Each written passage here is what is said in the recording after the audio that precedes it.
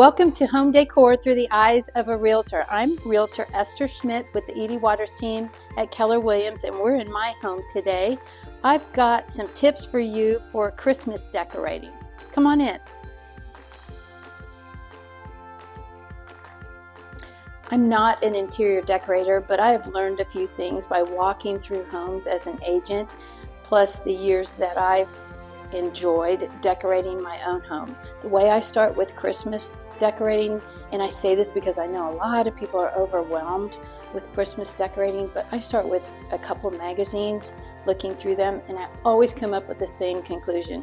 It's greenery adorned with ribbon or pine cones or something shiny. Now this is the exception to the rule in my home. These are very simple decorations, so I just stick a couple pieces of greenery with these. If I do more than that, it kind of takes away from the simplicity. This is another example of something plain. So all I have with these is some garland and a little pick and then a few trees.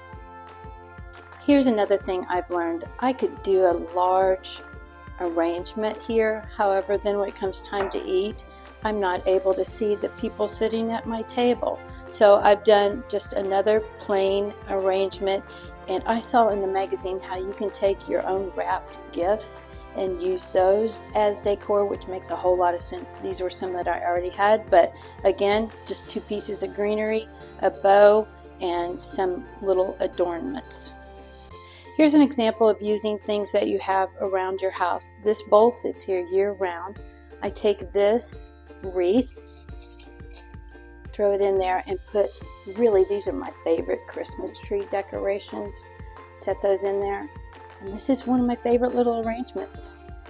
Okay, and I do try to make one arrangement for vignette the focal point of the room. This one is, again, a bowl that sits here year-round. This is a wreath, and then I've stuck some other stems inside and put the ornament on the top. Here's one more example. These three vases sit here year-round. I simply have 5 or 6 of these little stems in here, a couple with the small red balls, and then a couple of picks with the presents. Okay, I've done the dough tray on the island, but it just took up way too much room. So this year, this again is the focal point for this room. This is simply one garland wrapped around these trees. I put some of this flowery stuff just to give it a little oomph and interest. And then 2 or 3 of these with the glitter on them. And then these basic ones with 2 sizes of balls and 2 different finishes on it, just to give it character.